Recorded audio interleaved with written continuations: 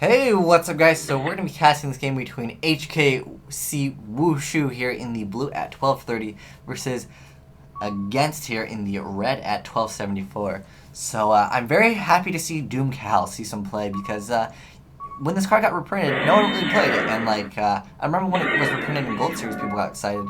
But I think Card D will just activate its effect. Doomcal will be forced to negate. And it will get rid of Doomcal. My favorite way to get a Doomcal personally is just to maxi him. Because if they're summoning Doomcal every night, most likely they're not playing anything that's going to special summon too much, so you can get rid of that dead maxi in your hand quite easily with that. So it looks like our player might be playing Malefics? Malefic Gravekeepers? Interesting. I have not seen anyone play Malefic Gravekeepers with Doomcals and stuff. It's interesting to see. So he says okay, that he's going to be able to add a Royal Tribute. And that card is so devastating against a lot of different decks, especially any monster-heavy decks. Very good, like Chaos Dragons, especially since Necro Valley will be on the field. When we see a Heavy Storm activated, so maybe we'll see a Royal Tribute. Yeah, it looks like we're going to see a Royal Tribute. And we see a Beast King being summoned. And then most likely we'll see a Royal Tribute activated, and that's going to be pretty devastating. Our player's going to actually get rid of a Malefic. I don't agree with that. I know he duality this turn, so he couldn't special summon the Malefic, but he only had a Fossil Dyna, so I'm very excited to see this duel, because it's not Dino Rabbit, and it's not Windups, which is pretty much what everyone's playing right now. So we see Beast King. Beast King is still only at 1900, but Necro Valley being on the field definitely will help our player in the blue, perhaps? I don't know, because player in the I'm not sure what player in the red is playing, but Fossil Dyna plus Card D are interesting choices. It looks kind of like an anti-meta versus anti-meta. So we see Monster Reborn. Although Monster Reborn cannot be activated because Necro Valley is currently on the field, and Necro Valley is on the field. So our player in the red most likely has a Forbidden Lance in his hand, or maybe Shrink. That is also kind of an anti-meta card that some people do. I don't know if I lose my card. Let me check. I'm not sure what he's checking.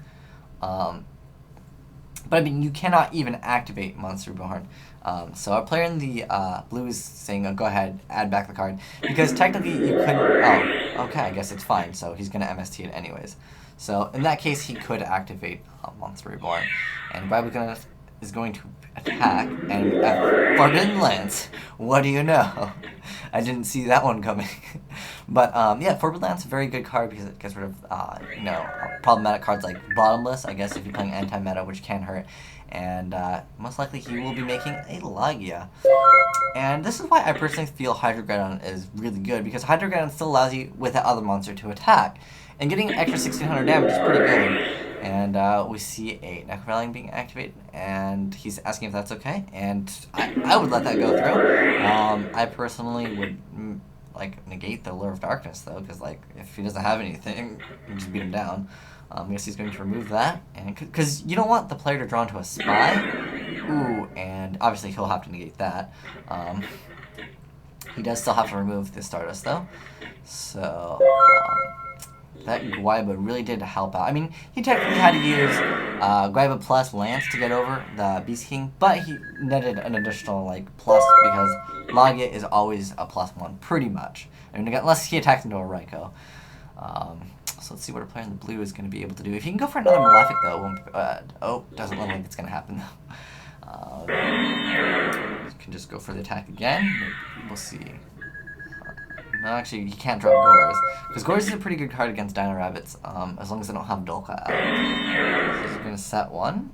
Anti-Meta does play lots of protection. And I'm trying to think of what cards Anti-Meta sets as a monster, because off the top of my head, I can't really think of anything Anti-Meta would set, other than maybe, if he's playing some variant, maybe he's playing Spy, and if it is a Gravekeeper Spy, he'll be good to go, because Spy will have 2500 defense, plus he'll be able to get out another monster. But Doomcal is pretty anti-meta. It does hit a lot of stuff in the format, but I feel like someone's going to just Valor you, because everyone's maining Valor now just because lineups are very popular. And they do hurt quite a bit. So we see him hitting Necro Valley. Interesting choice. I'm not sure what that is stopping him. Maybe he's got Reborn. And if you can reborn another Kawaiba here, maybe you can perhaps make another. No, just gonna go for it. I don't. Okay, he hits the doom count. Ooh, okay, so I guess his thinking was if it was a spy, he'd be able to, still attack over it. I guess that, which is a pretty good idea. I mean, I could see that as well. But I don't know, that back row is what kind of scares me more. But now, obviously, he doesn't have to worry about that back row because I'm sure he would have tried to protect Duncal if he had the option to. So let's see what our player in the red can do.